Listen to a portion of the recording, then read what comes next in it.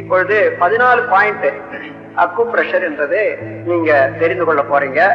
சித்தர்கள் உடலை ஆராய்ந்த போது இந்த உடல்ல உள்ள நரம்புகளை எல்லாம் கணக்கெடுத்து 13,000 நரம்புகள் மொத்தம் கணக்கெடுத்திருக்காங்க.